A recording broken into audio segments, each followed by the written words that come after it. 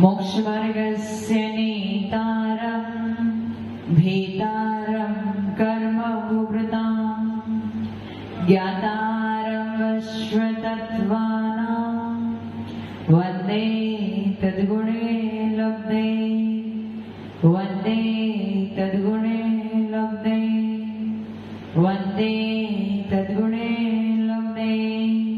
जीवन पंच परमेश्वर भगवान की, देवादि देवादिनाथ भगवान की, अंतिम शास्त्रपति महावीर स्वामी भगवान की, परम पूज्य गुरुदेव श्री आदि सागर महावीर की विमल सागर सन्मति सागर जी महाराज की, परम पूज्य गुरुदेव श्री सुंदर सागर जी महाराज की, द्वादश श्याम जिनवाणी माता की।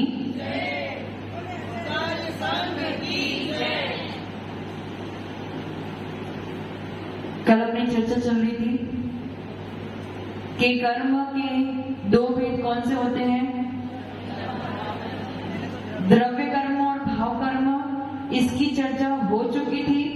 उसके और दो भेद अगर करने हैं तो वो कौन से हो सकते हैं, घातिया कर्म और अघातिया। घातिया शब्द से जो घातक है वो घातिया है और जो घातक नहीं है वो अघातिया है। कल हमने पढ़ा था कि अपने पास पंच परमेष्ठी है, अरिहंत सिद्ध, आचार्य, उपाध्याय और सर्व साधु। उसमें अरिहंत और सिद्ध को भगवान की कोटि में अथवा भगवान की श्रेणी में रखा गया है। तो अरिहंत कब बनते हैं, अरि यानी शत्रु, हंत यानी नाश। जो बचपन में पाठशाला में गए होंगे उनको अरिहंत की इसी डेफिनेशन से पढ़ाया गया होगा। अरि यानी शत्रु, हंत यानी नाश। जिसने चार शत्रुओं का नाश किया। कौन से चार शत्रु, ज्ञानावरणी, दर्शनावरणी, मोहनी और अंतरण। ये चारों ही घातिया कर्म हैं और जिन्होंने इनका नाश किया है वो कौन से पद पे विराजमान हो जाते हैं, अरिहंत। और इन घातिया कर्मों को नाश करने के बाद जिसने आगे अघातिया कर्मों को भी नाश कर दिया वो कौन बन जाएंगे, सिद्ध। तो क्या कोई जीव सीधा सिद्ध बन सकते हैं क्या? ध्यान इधर, वो कौन आ रहा है कौन जा रहा है इसे छोड़ दो, इधर ध्यान दो। क्या कोई जीव सीधा सिद्ध बन सकता है क्या? अमित जी, सीधा सिद्ध बन सकते हैं? क्या बनना पड़ेगा पहले, क्या बनना पड़ेगा? राजेंद्र जी क्या बनना पड़ेगा? पहले साधु बनना पड़ेगा, उसके बाद अरिहंत बनोगे और उसके बाद सिद्ध बनेंगे। तो सबसे पहले आपको मेन पुरुषार्थ क्या करना है? साधु बनने के बाद मेन पुरुषार्थ क्या होगा आपका? मेन लक्ष्य क्या होगा, टारगेट क्या होगा? चार घातिया कर्मों को नाश करने का मेन। तो जितना पुरुषार्थ है उन चार घातिया कर्मों को नाश करने के लिए। एक बार घातिया कर्म नाश हो गए तो आप क्या बन जाओगे, अरिहंत बन जाओगे। क्या बन जाओगे, अरिहंत। और अरिहंत बनने के बाद आपको कोई भी पुरुषार्थ करने की जरूरत नहीं है, कोई भी मेहनत करने की जरूरत नहीं है। स्वयं अपने आप ही चार अघातिया कर्म धीरे धीरे नाश को प्राप्त हो जाएंगे। तो मेहनत कब तक है, मेहनत कब तक है? अरिहंत बनने तक सारी मेहनत है। और अरिहंत बनने के लिए सबसे बड़ी मेहनत क्या है, चार घातिया कर्म को नाश करना। मैंने आपको बताया था कि 8 कर्मों में से सबसे खतरनाक अगर कोई है तो वो कौन है, चार घातिया कर्म। और ये भी बताया कि अघातिया कर्म खतरनाक नहीं। उसके बाद आचार्य ने आपको क्या बताया था, भले वो घातिया हो अघातिया हो, कर्म सारे खतरनाक ही होते हैं। तो ये बात तो हमें पता है कि कर्म हमारे शत्रु है, ये इसमें कोई डाउट। भले वो पुण्य हो अथवा पाप हो, सारे ही कर्म हमारे लिए छोड़ने योग्य है। जब तक पुण्य को भी नहीं छोड़ोगे तब तक सिद्ध परमेष्ठी बनने वाले।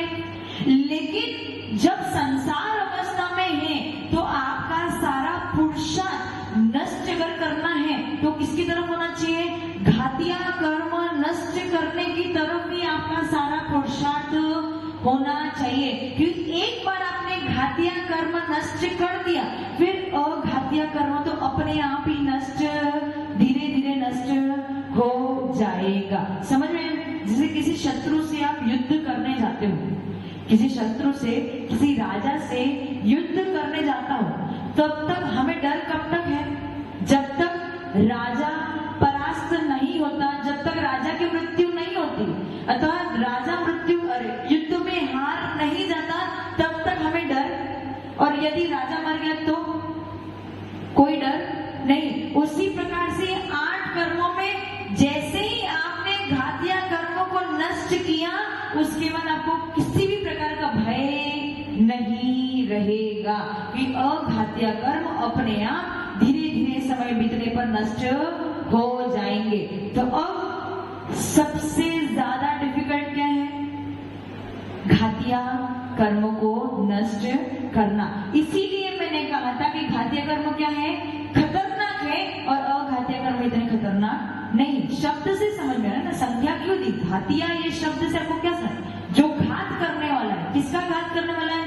हमारा घात करने वाला है वो घातिया कर्म, और जो हमारा पूर्ण रूप से घात नहीं करता है वो अघातिया कर्म। अब जब परिभाषा पढ़ते हैं तो घातिया कर्म वो है जो हमारे देवत्व गुण को प्रकट ना होने दे। घातिया कर्म क्या है? जो हमारे देवत्व गुण को प्रकट ना होने दे। लिख लिया? घातिया कर्म क्या है? जो देवत्व गुण को प्रकट ना होने दे। लिख लिया? अब यहां पे ध्यान दो, देव कौन होते हैं? देवत्व गुण को प्रकट ना होने दे, यानी आपको देव ना बनने दे। कौन सा देव ना बनने दे? कौन सा देव ना बनने दे? स्वर्ग वाला। कौन सा देव? अमित जी, कौन सा देव? अरिहंत, देवादि देव जो ना बनने दे। यहाँ पे स्वर्गों की, देवों की बात हो, क्यों? देव भी 4 प्रकार के होते हैं, अदेव, कुदेव, सुदेव और देवादि देव। तो यहाँ पे कौन से देव की बात चल रही है? देवादि देव। जो अरिहंत देव ना बनने दे, जो देवत्व गुण को प्रकट ना होने दे, वो कौन है? घातिया कर्म। वरुण जी, आदिनाथ भगवान जब अरिहंत बने थे तो कितने कर्मों को नष्ट किया था उन्होंने? नहीं पता, क्योंकि हम क्लास में नहीं आए थे। 4 घातिया कर्मों को नष्ट करने पर वो अरिहंत देव बन गए थे।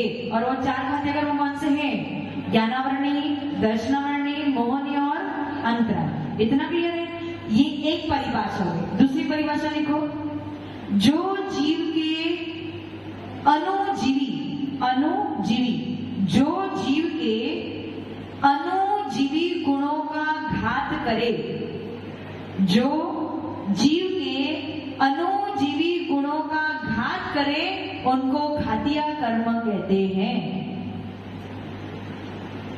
अमित जी नोट्स कहाँ है? वो तो आज आए नहीं है, मोबाइल में। जो जीव के अनुजीवी गुणों का घात करे उसे घातिया कर्म कहते हैं। अनुजीवी यानी जो जीव होता है उसके कुछ विशेष गुण हैं जिसके बिना जीव का अस्तित्व, जैसे ज्ञान और दर्शन। क्या ज्ञान और दर्शन के बिना आप रह सकते हो क्या? यदि ज्ञान और दर्शन को आपसे अलग कर दिया तो आप क्या बन जाओगे? क्या बन जाओगे? यदि आपसे ज्ञान और दर्शन को अलग कर दिया तो आप क्या बन जाओगे? अजीव बन जाओगे, पुद्गल बन जाओगे, जड़ बन जाओगे। पुद्गल कैसा होता है? जड़ होता है, उसमें ज्ञान दर्शन। मैंने पहले ही दिन बताया था कि पुद्गल के 4 विशेष गुण कौन से हैं? स्पर्श, रस, गंध, वर्ण। और जीव के विशेष गुण कौन से हैं? ज्ञान और दर्शन। तो जिसमें ज्ञान दर्शन पाया जाता है उसे कौन कहते हैं? जीव। और जिसमें स्पर्श, रस, गंध, वर्ण पाया जाता है उसे क्या कहते हैं? पुद्गल। राजेंद्र जी, घड़ी पुद्गल है, जीव है? हाँ, पुद्गल है। कैसे पता चला? कैसे पता चला? कैसे पता चला? स्पर्श, रस, गंध, वर्ण। वर्ण है उसका?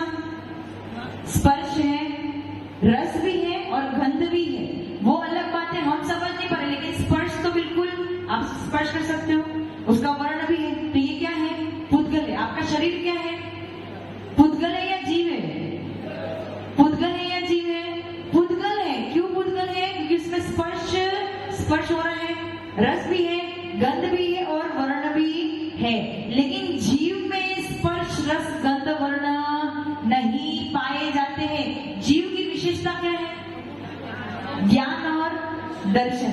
हर वस्तु की पहचान करने का तरीका होता है ना, आपको समझ में आ रहा है क्या कह रही हूँ? हर वस्तु को पहचान करने का एक तरीका होता है। जैसे पानी है तो पानी को कैसे पहचानोगे?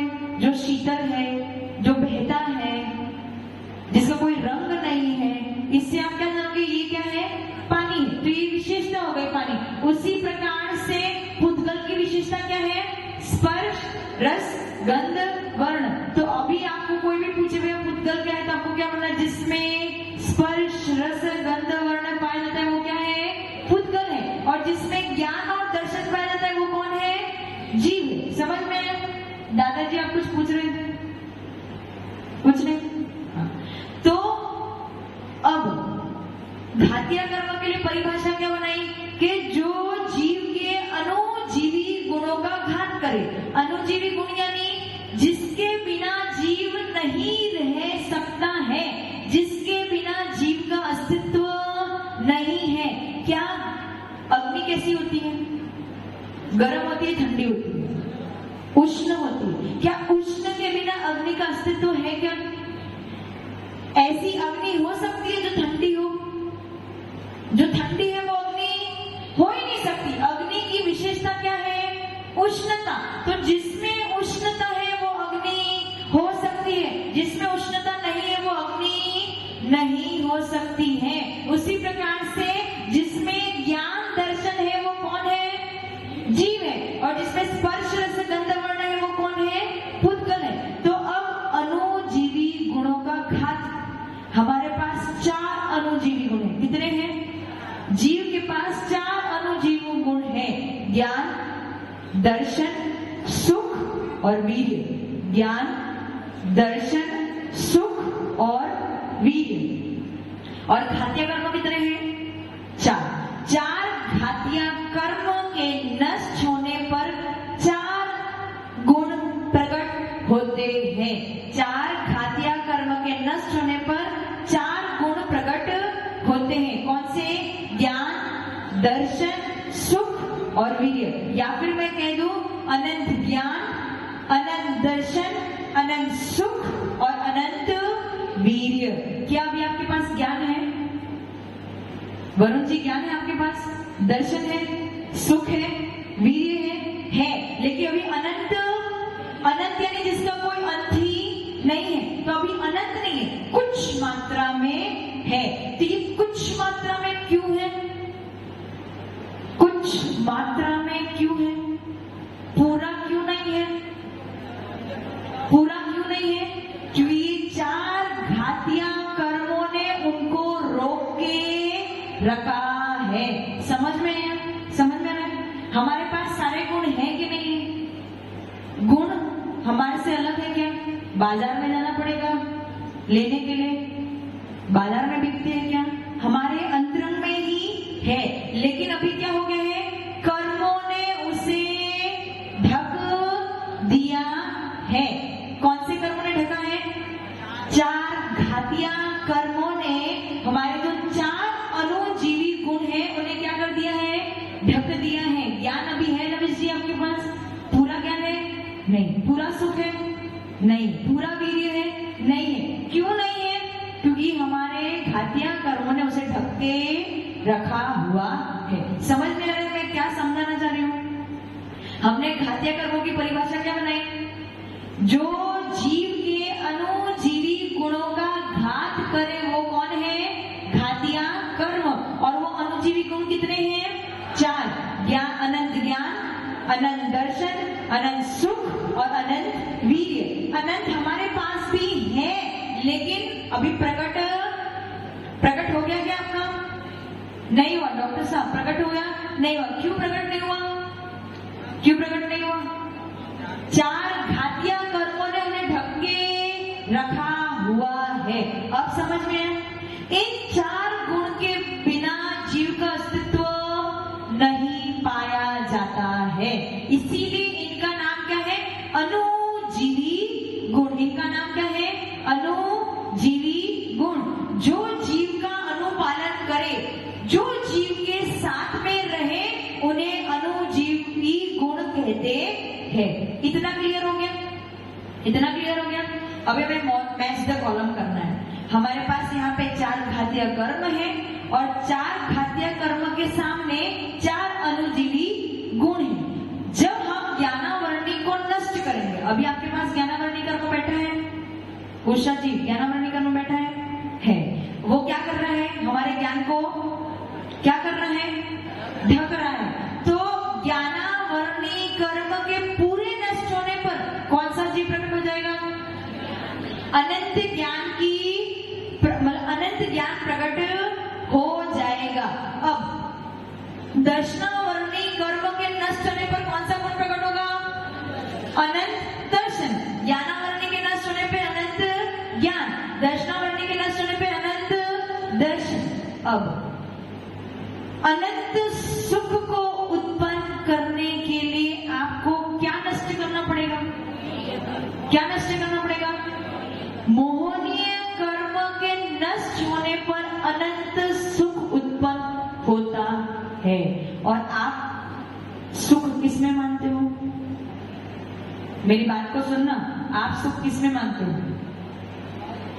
हाँ, अमित जी के बाजू में जो भैया बैठे हैं, आपका नाम क्या है, हाँ आपको ही पूछ रही हूँ, बैठे बैठे बता दो। हाँ, आप सुख किसमें मानते हो, हम लौकिक प्राणी के हिसाब से सुख मोह माया में ही मानते हैं। लौकिक प्राणी के हिसाब से मोह माया में सुख मानते हो, लेकिन हमारे जिनेंद्र भगवान तो कह रहे हैं कि इस मोह माया को छोड़ोगे, जिस दिन वो मोह माया छूट गई उसी दिन आपको अनंत सुख की प्राप्ति होगी। उसका मतलब क्या हो गया, मोह माया को छोड़ना है। तो मोह माया में सुख है कि नहीं है, अभी दुख है तो मतलब सिद्धों को सुख नहीं है या अरिहंतों को सुख नहीं है। लौकिक प्राणी की बात करो, नहीं, लौकिक होता ही नहीं, प्राणी लौकिक या मुक्त ऐसा नहीं होता है, प्राणी प्राणी है, जीव जीव है, आप भी जीव हो, सिद्ध भी जीव है, अरिहंत भी सिद्ध जीव है, साधु भी जीव है, जीवों में कोई फर्क नहीं है, आपकी मानताओं में फर्क है, भावनाओं से बंधे हुए ना, क्या कहीं न कहीं इस मोह माया से, संसार से। तो आप बंधे हुए हो, ये आपकी गलती है, लेकिन सत्य क्या है, तो सुख तो वही है, कहाँ पे, वैराग्य। मोह माया को छोड़ने में ही सुख है। ये कैसे जाना आपने, अभी तो बताया मैंने, मोहिनीय कर्म के नष्ट होने पर ही आपको अनंत सुख की प्राप्ति।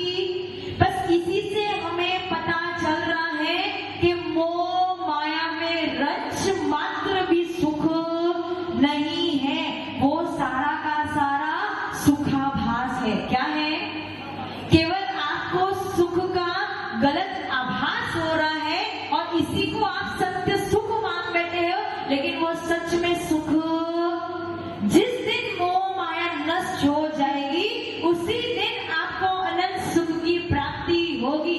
अब बताओ सुख किसमें है, सुख किसमें है, मोह छोड़ने में वो अलग हो गया, सुख किसमें है, हमारी आत्मा में ही सुख है। और हम सुख कहाँ पे ढूंढ रहे हैं, बाहर सुख ढूंढ रहे हैं। मेरा बेटा फर्स्ट आ गया तो हम क्या हो गए, सुखी हो गए, लेकिन वो फर्स्ट कब तक है, कुछ क्षण के लिए फर्स्ट है, वो हो सकता है आपके प्रदेश में फर्स्ट है, लेकिन पूरे लोक में फर्स्ट तो ये क्या है, सुखाभास है।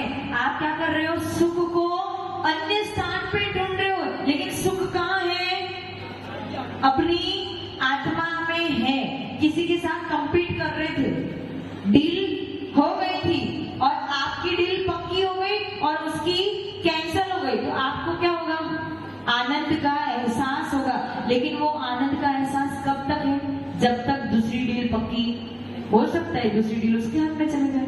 बताओ ये सुखाभास है कि नहीं, मतलब वो सुख कितने समय के लिए है, क्षण मात्र के लिए। किसी के घर पे यदि पुत्र अथवा पुत्री उत्पन्न होती है तो उसको क्या होता है, सुख का महसूस होता है, लेकिन कितने समय तक, जैसे ही वो पुत्र अथवा पुत्री रोना प्रारंभ करती है, आपको परेशान करना प्रारंभ करती है, वही सुख दुख में परिवर्तित। बताओ सुखाभास है कि नहीं, क्षण मात्र का सुख है और इसको सुख की संज्ञा नहीं दी गई है। समझ में आ रहा है, रसना इंद्री को क्या पसंद है, गुलाब जामुन पसंद है। तो जब तक गुलाब जामुन खा रहे हैं, जब तक उसका टेस्ट ले रहे हैं, तब तक तो सुख का अनुभव हो रहा है। और जैसे ही वो अंदर गया, उसके बाद कहाँ रहा आपका सुख? वो क्या है? सुखाभास। और वही गुलाब जामुन जब आपको मिल रहा था, तब तो आपको आनंद का अनुभव हो रहा था। और जिस दिन आपको मिलना बंद हो गया, डायबिटीज हो गया, तो फिर वही गुलाब जामुन आपके लिए दुख का कारण। बताओ सुख कहाँ है? कहाँ है सुख? कहाँ है? टीवी देखना बहुत अच्छा लगता है, मोबाइल देखना बहुत अच्छा लगता है, लेकिन जैसे ही उसे देखते देखते इतने जोरदार आंखों के नंबर आ गए या आंखें बिल्कुल चली गई, बताओ सुख कहाँ रहा? हम क्या कर रहे हैं? सुख किसमें ढूंढ रहे हैं? इंद्रियों के सुख में हम सुख ढूंढ रहे हैं, लेकिन वो सुख नहीं है। वो कुछ क्षण का सुख है, लेकिन पूर्ण सुख नहीं है। पूर्ण सुख क्यों नहीं है? क्योंकि हम किसी में पराधीन हो रहे। क्या कर रहे हैं? पराधीन हो रहे। डील मिल जाएगी तो मैं सुखी, रसगुल्ला मिल जाएगा तो मैं सुखी, अच्छी गरम गरम रोटी खाने को मिल जाएगी तो मैं सुखी, मेरा मनपसंद गाना सुनने को मिल जाएगा तो मैं सुखी, और उसी के अगेंस्ट में कुछ प्रतिकूल वस्तु की प्राप्ति हो गई तो मैं दुखी। तो फिर सुख कहाँ रहा? लविश जी, आपकी शादी होने वाली है, तो अभी आपको आनंद का एहसास हो रहा है कि नहीं हो रहा है? अभी तो ऐसा लग रहा है सपने संजोए जा रहे हैं, बहुत खुशी भी हो रही है कि अब मेरी शादी होने वाली है। लेकिन जैसे ही शादी हो जाएगी, उसके बाद क्या होगा? धीरे धीरे धीरे धीरे वो सुख कम होने लगेगा और दुख की प्रतीति होना प्रारंभ हो जाएगी। ऐसा मैं नहीं कह रही, ऐसे ये सब कह रहे हैं। क्या अमित जी कुछ कह रहे हो? आज वो आए नहीं है, तो आप कुछ बोलना चाहते हो तो बोल सकते हो। आज आपकी होम मिनिस्टर नहीं आई है, तो आप कुछ बोलना चाहते हो तो बोल सकते हो। मैंने कुछ गलत बोला क्या अभी? लविश जी को कुछ बोल रहे थे, बोल दो, हमें भी कुछ बता दो। देखो संसार का स्वाद हमने तो लिया नहीं है, तो कुछ आपसे ही सुन लेंगे तो समझ में आ जाएगा।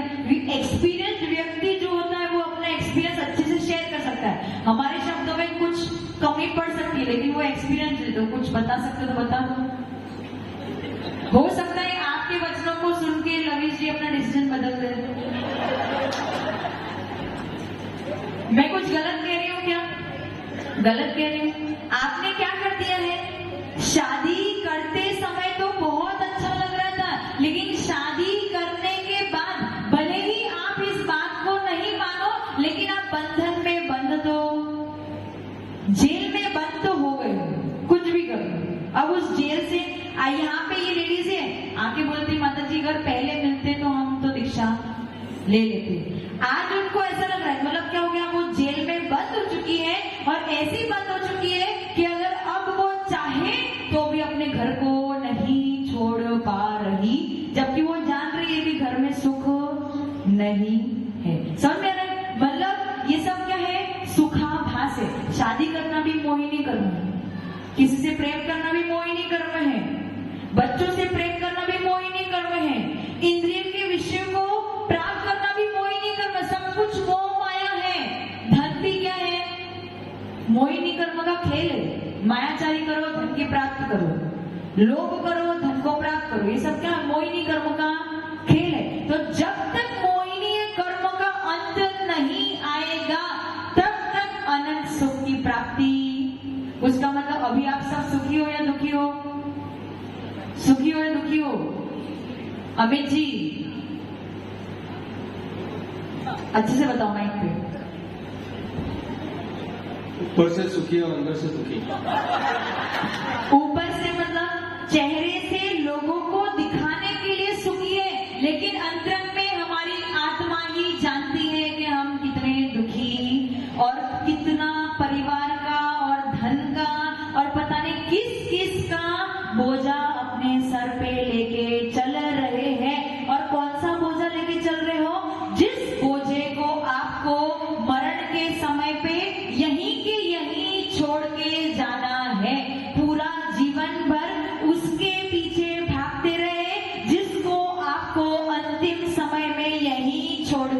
जाना है और उसके पीछे आपने ध्यान नहीं दिया जिसको आपको साथ में लेके जाना है। किसको साथ में लेके जाना है? ज्ञान दर्शन, इसी को साथ में लेके जाना है और अपनी आत्मा को साथ में लेके जाना है। और पूरा जीवन बिता दिया, ना आत्मा के बारे में सोचा, ना ज्ञान के बारे में सोचा, ना दर्शन के बारे में सोचा। किसके बारे में सोचा? पत्नी के बारे में सोचा, परिवार के बारे में सोचा, धन दौलत संपत्ति के बारे में सोचा, और लास्ट एंड मोमेंट पे क्या होगा? वो सब आपसे छीन लिया जाएगा। हमने क्या किया? स्वेच्छापूर्वक दे दिया। और आप लोग क्या करोगे? स्वेच्छापूर्वक देने को तैयार तो हो नहीं। स्वेच्छापूर्वक देना है क्या? नहीं देना। स्वेच्छापूर्वक नहीं दोगे तो फिर क्या होगा? अंतिम समय में रोते रहो, धोते रहो, कुछ भी करते रहो। अंतिम समय में जितनी पूंजी आपने जीवन भर में कमाई है वो सब आपसे जबरदस्ती छीन ली जाएगी। फिर रोते रहना, गिड़गिड़ाते रहना, एक भी पूंजी आपको मिलने वाली नहीं। कौन सी पूंजी मिलेगी आपको? केवल ज्ञान दर्शन। समझ में आया अमित जी? तो मोहिनी कर्मों को नष्ट करने पर क्या किसकी प्राप्ति होगी? अनंत सुख। तो आप सुखी हो या दुखी हो? सुखी हो दुखी हो? दुखी। देवगति का जीव सुखी है दुखी है? सुखी है। सुखी है। वो भी दुखी है, उसको भी पता नहीं कितने कितने प्रकार के दुख है। यहाँ पे तो आपके पास केवल एक है। कौन? Home minister.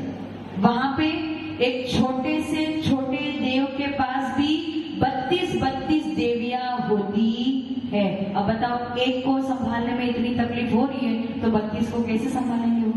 वो भी दुखी है। आप ऐसा मत समझो कि देव गति में सुख है। ये मान सकते हैं कि भैया यहाँ पे काम करना पड़ता है, वहां पे काम नहीं करना पड़ता, मतलब आसानी से चीजों की प्राप्ति हो जाती है। इस अपेक्षा से आप सुख मान सकते हो, लेकिन वो भी पूर्ण रूप से सुखी तो उनको भी मानसिक दुख तो है। कीर्ति जी, क्या बनना है? देव बनना है। मैंने बताया था ना उस दिन 98 पद है। सिर्फ कितने हैं? गिनती के 98 पद है। और परीक्षा देने वाले कितने हैं? बहुत सारे, असंख्यात लोग देव गति में जाने के लिए लाइन में लगे हैं और केवल 98 पद है। बताओ आपको कहाँ जगह मिलने वाली? नहीं मिली। निचले देवों में ही जगह मिलने वाली है। तो अनंत मोहिनी कर्म के ज्ञानावरणी के नष्ट होने पर अनंत ज्ञान सुख नहीं, ज्ञानावरणी के नष्ट होने पर अनंत ज्ञान, दर्शनावरणी के नष्ट होने पर अनंत दर्शन, मोहिनी के नष्ट होने पर अनंत सुख, और अंतराय के नष्ट होने पर अनंत वीर्य की प्राप्ति होती है। यहाँ पे वीर्य शब्द का अर्थ क्या है? कौन सी शक्ति? शरीर की शक्ति, हमारी आत्मा की शक्ति।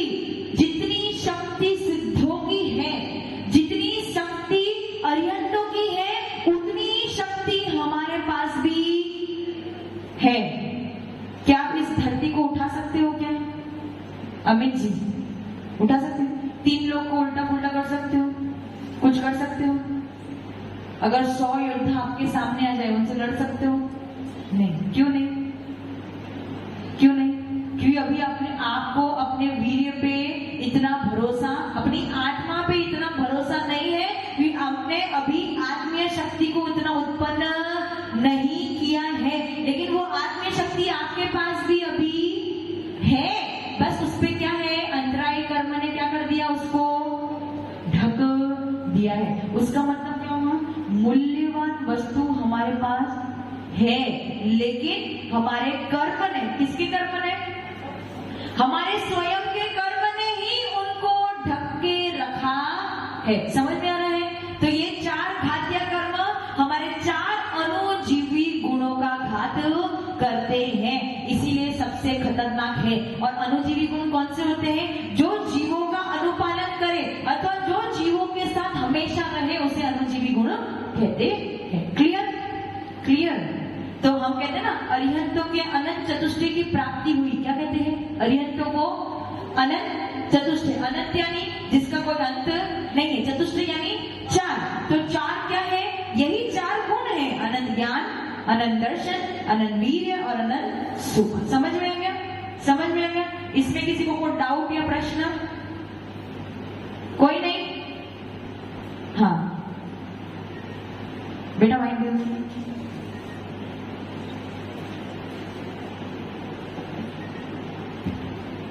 नमस्ते आचार्य जी, वंदे माता जी। कल के टॉपिक से क्वेश्चन है माता जी, आप अक्सर अपन कहते हैं कि हम निरंतर कर्म बांधते रहते हैं, सिद्धों के अनंत वेद भाग। गुण, और आप सिद्धों के अनंत वेद भाग और अभव्य से अनंत वेद गुण। इसका अर्थ समझ नहीं आया। और हाँ। एक और प्रश्न है कि आचार्य सर बोलते हैं 2.5 देवी 3 कम 9 करोड़ निराज। तो 2.5 देव में वर्तमान के भूत के या निरंतर स्थायी रहते ही हैं। पहला प्रश्न उनका क्या था कि मैं हमेशा कहती हूँ कि कर्म कितने ग्रहण किए?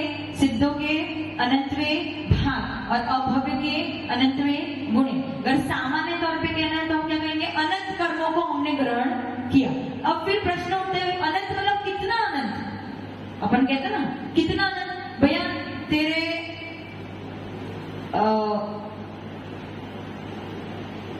मतलब विशेष, हमने सामान्य तौर पे आपको कह दिया कि अनंत कर्मों आते हैं, तो विशेष में आप पूछोगे भैया कितने अनंत? तो फिर बताते हैं कि सिद्ध की राशि कितनी है? सिद्ध की राशि कितनी है? वो भी अनंत है। अभव्य की राशि कितनी है? वो भी अनंत है। लेकिन एक ऐसी राशि है जो सिद्ध के अनंतवें भाग है, मतलब जो सिद्धों की राशि है उसको अनंत से भाग दो।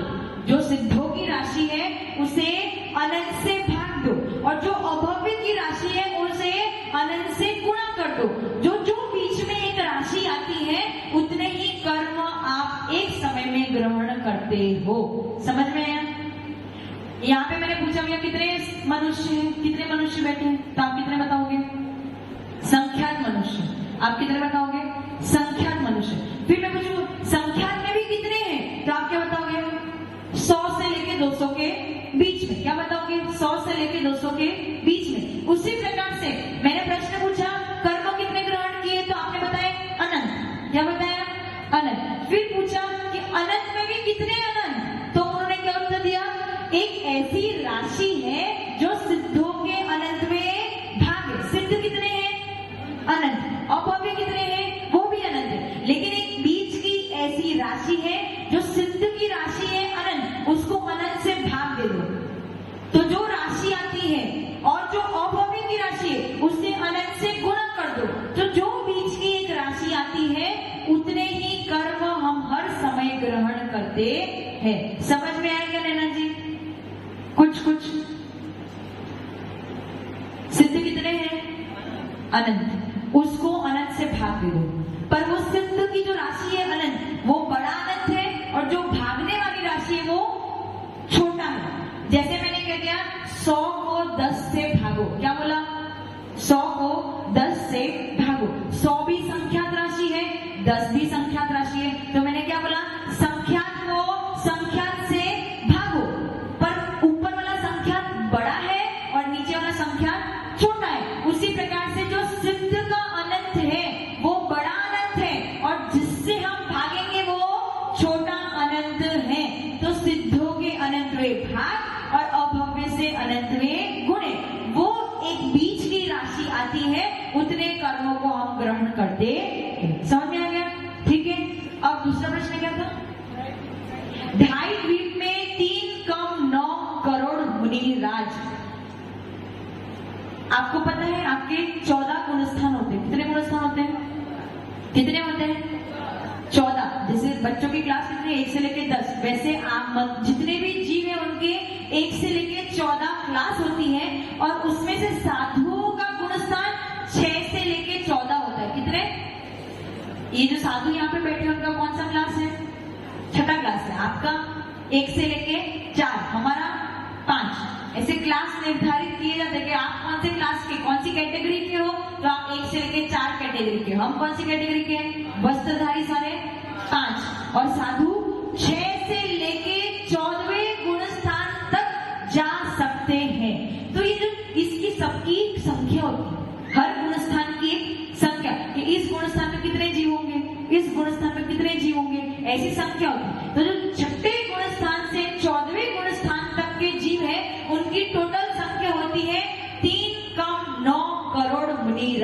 अर्यंत भी इसी गुणस्थान में आ गए। अर्यंतों का गुणस्थान 13वां और 14वां, पर वो मुनिराज है कि नहीं है? अर्यंत मुनिराज है कि नहीं है? निर्ग्रंथ वेश है, वो भी मुनिराज है, इसलिए उनकी गिनती भी किसमें आएगी? 3 कम 9 करोड़ मुनिराजों में गिनती आती है। और ये पूरे 2.5 द्वीप में टोटल गिनती है। अपन कौन से में रह रहे हैं अभी? भरत क्षेत्र में। अब भरत क्षेत्र में जितने मुनिराज है प्लस पूरे 2.5 द्वीप में जितने मुनिराज है, उनकी टोटल गिनती 3 कम 9 करोड़ मुनिराज होती है। और ये मैक्सिमम गिनती है, हर समय 3 कम 9 करोड़ मुनिराज नहीं होते हैं। मैक्सिमम यदि होंगे तो कितने होंगे? 3 कम 9 करोड़ मुनिराज। इससे अधिक नहीं हो, इससे कम हो सकते लेकिन इससे अधिक नहीं हो सकते। इसलिए हमेशा अपने मन में क्या करना, कभी मुनिराज को दर्शन करते हो तो उस एक मुनिराज के भी अगर आप दर्शन कर रहे हो तो उनको देख के क्या भावना करना कि सब मुनिराजों के दर्शन मुझे 3 कम 9 करोड़ मुनिराज के दर्शन मिल रहे हैं क्या आपको? केवल एक मुनिराज, एक साधु के दर्शन करके ये भावना भाना कि इनके जैसे 3 कम 9 करोड़ मुनिराजों को मेरा नतमस्तक है, नमन है, वंदन है। समझ में आया? समझ में आ गया? कोई डाउट तो नहीं है? चलो, आज के लिए इतना काफी है, समय ज्यादा हो चुके हैं। एक बार सरस्वती माता के चरणों में वंदन करेंगे, नमन करेंगे। ओम प्रेम वाग्वादिनी द्वादशांगिनी हंसगामिनी वीणावादिनी शुद्धात्मिका सारिमनाय सरस्वतीभ्यो सरस्वतीभ्यो सरस्वतीभ्यो। जय बोलो द्वादशांगिनी वाणी माता की। आचार्य गुरुदेव सुंदर सागर जी महाराज की। ओम नमः शिवेभ्यः, ओम नमः शिवेभ्यः। पंच प्रवेशी भगवान की, एक आदिनाथ भगवान की, आचार्य गुरुदेव विमल सागर जी महाराज की, आचार्य गुरुदेव सरस्वती सागर जी महाराज की, ठीक 9 करोड़ मनी राजाओं की, द्वादशांगिनी वाणी माता की।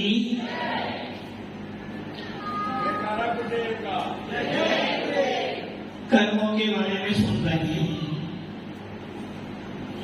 और सुनते सुनते ये भी महसूस हो रहा है, अनुभव हो रहा है कि हमें भी ऐसे ऐसे कर्म बातें हैं जो इस आत्मा पर लगे हुए हैं। कोई मेरा शत्रु है। मेरा शत्रु कौन है? बाहर वाला या अंदर वाला? शत्रु कौन है? बाहर वाला अंदर वाला? किसको नष्ट करते हो? अंदर वाले को, बाहर वाले को? नष्ट करते हो बाहर वाले को, देखते हो बाहर वाले को, बदलते हो अंदर वाले को। शत्रु कहां बैठा है? भाई अंदर। धनपाल की ना शत्रु कहां बैठा है? बैठे बैठे बोलो, शत्रु कहां बैठा है? झूठ बोल रहा शत्रु कहां बैठा है? जो अंदर बैठा है वो नहीं दिखता, जो बाहर बैठा है उससे खतरा है। जो बाहर बैठा है उसके बोलने से अंदर तो परिवर्तन होता है। जब बाहर कोई कुछ बोलता है तो अंदर की आत्मा के प्रदेशों में हलचल होती है, तो जब अंदर वाला बोलता है तो बाहर कुछ भी परिवर्तन। जो पहले कर रहे थे वो अभी कर रही है। वास्तव में देखें तो हमारा बाहर का शत्रु बुरा नहीं कर रहा है, जो बुरा कर रहा है अंदर का शत्रु कर रहा है। बाहर के शत्रु को देखकर क्रोध आता है, बाहर के दुश्मन को देखकर परिणाम खराब होते हैं, कि तो अंदर के शत्रु को देखकर कुछ भी नहीं होता है। 2 प्रकार के कर्म पढ़ रहे थे, कर कर्म और भाव कर्म। अब उसके बाद आए घाटिया कर्म और अघाटिया कर्म। और माता जी ने बोला आपको घाटिया खतरनाक है और अघाटिया खतरनाक तो है, किंतु जितना घाटिया है उतना खतरनाक अघाटिया नहीं। उदाहरण अमित की उदाहरण, आप यहां से घर गए, आप यहां से घर गए और घर में जैसे ही पैर रखा था ऊपर से मैडम चिल्ला रही थी, आपके कानों में आवाज आई और आपने सोच लिया कुछ न कुछ तो हुआ। थोड़े आगे बढ़े, सामने मम्मी बैठी थी, मम्मी ने बेटा पहले था, अब आपके कान में दूसरी आवाज आई, मम्मी ने भी कुछ ना कुछ तो आज, मतलब कि महाभारत तो हुई है, एक तरफ पांडव खड़े और एक तरफ कौरव खड़े, खतरा किससे? अमित की खतरा किससे? मम्मी तो मेरी है और पत्नी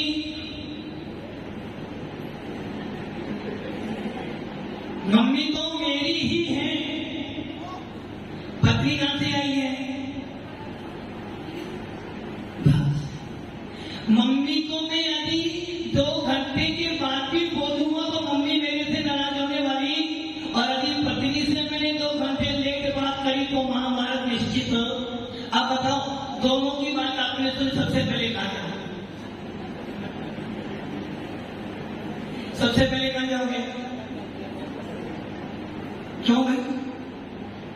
खतरा कहां पर है? बस इसी प्रकार घाटिया कर्म हो या घाटिया करो, खतरा तो है, किंतु एक लाल बत्ती है और एक वाइट बत्ती है।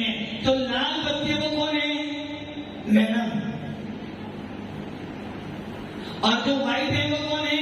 मम्मी। पता है यदि मम्मी के पास 2 दिन भी नहीं जाऊंगा तो मम्मी तो मेरी ही है, किंतु यदि पत्नी को मैंने 2 दिन कुछ नहीं बोला तो शाम को खाना पीना तो गया, अगले दिन सीधा महीने चली जाएगी।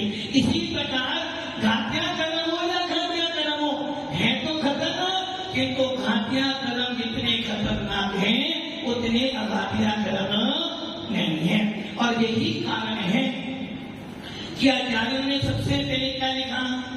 आत्मा की 5 अवस्थाएं हैं। आत्मा की 5 अवस्थाएं कौन कौन सी हैं? शेखर जी, आत्मा की 5 अवस्था। बाप बड़ा ना भैया सबसे बड़ा। राजू जी, आत्मा की 5 अवस्था। कीर्ति जी, पढ़े कर रहे हो? कर्म चिंता। हाँ, लगी से होता तो आत्मा की 5 अवस्था। देखो अभी हंस रहे हो, यदि तुम चाहते हो कि मैं जीवन में हंसता रहूं, दुखी ना हो, तो एक काम करना। कौन सा काम? देखो डॉक्टर धोनी जी कहने शादी नहीं करनी, क्योंकि वो करके पछता रहे हैं और अब वो छोड़, तुम अभी सिर्फ सगाई हुई है, अभी बैंड बजना, अभी तो तुम बैंड बजाओगे बाहर वाला, और शादी के बाद तुम्हारा बैंड आराम से। तो क्या कह रहा था? आत्मा की 5 अवस्था कौन सी है? अनंत, सिद्ध, आचार्य, उपाध्याय और साधु। इन 5 अवस्थाओं में से अनंत, सिद्ध, इन्हें भगवान कहते हैं। आचार्य, उपाध्याय, साधु को हम साधु की श्रेणी में लाते हैं। यदि हमें 4 घाटिया कर्मों का विनाश करना है, यदि हमें अनंत अवस्था प्राप्त करनी है, तो हमें क्या बनना पड़ेगा? साधु बनना पड़ेगा, आचार्य बनना पड़ेगा? राजू जी, आचार्य नहीं बनना पड़ेगा? बाद में बनोगे, मतलब ये निश्चित का प्रचारी बनोगे। ये ध्यान रखना, साधु बिना बने आपका अनंत अवस्था मिलने वाली नहीं, और बिना अनंत बने आप सिद्ध बनने वाले नहीं हो। तो क्या करना है? घाटिया कर्मों का विनाश करने के लिए मुनि मुद्रा धारण करनी पड़ेगी, और जो मुनि बनेगा वो ही घाटिया कर्मों का विनाश कर सकता है। घाटिया कर्म कौन से होते हैं? ज्ञानामणि, दर्शनामणि, मोहिनी और अंत। घाटिया कर्म जिन्हें कहते हैं जो घात करते हैं। किसका घात करते हैं? उद्गल का या कर्मों का? किसका घात करते हैं? कर्मों का। आत्मा का? आत्मा का कोई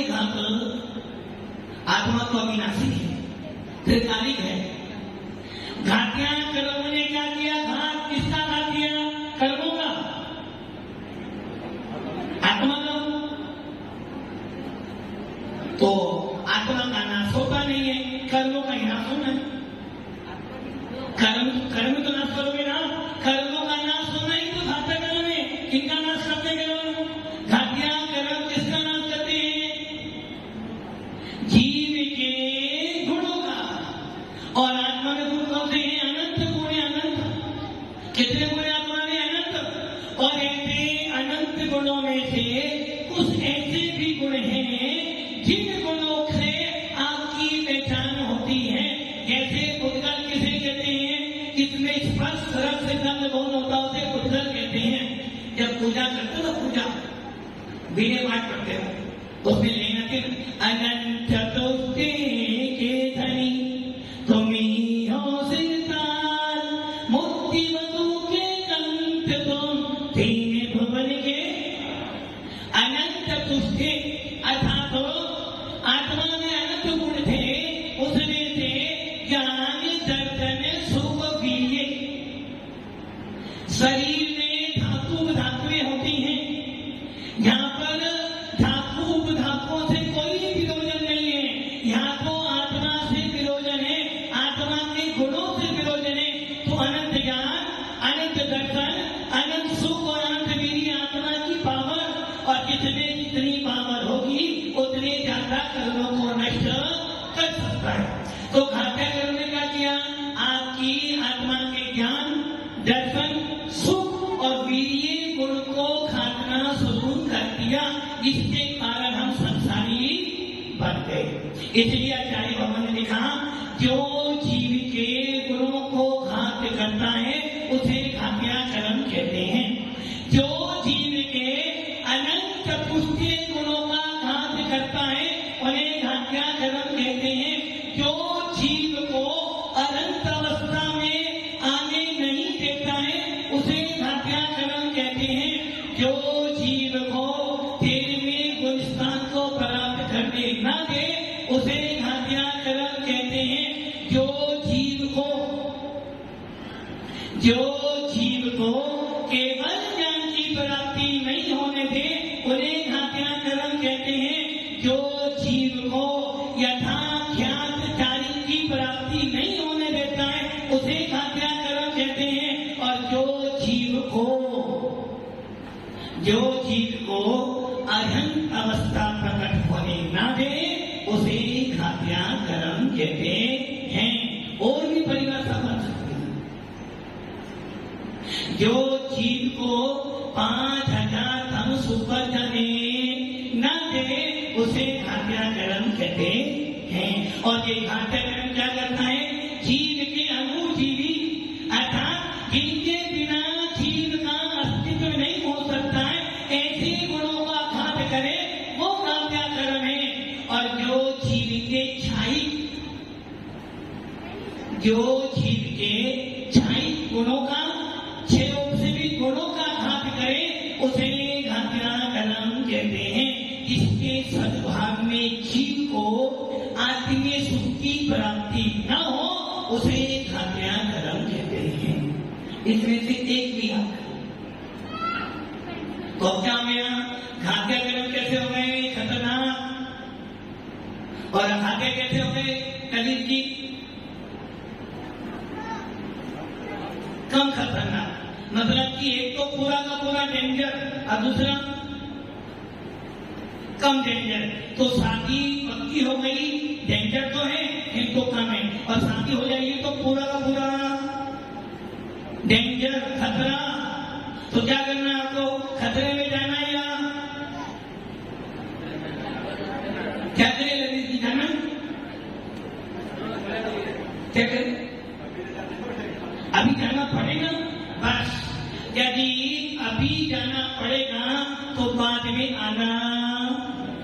क्योंकि अमित जी बार बार कह रहे महाराज मैंने वो कहे, मैं भी नहीं सोचता था शादी ना करूं, किंतु सुना लड्डू मीठा होता है, सब मैंने कहा मैं भी खाऊंगा, किंतु जब लड्डू खा लिया उसके बाद मन लड्डू कैसा मीठा होता है। इसलिए ललित जी क्या करना है?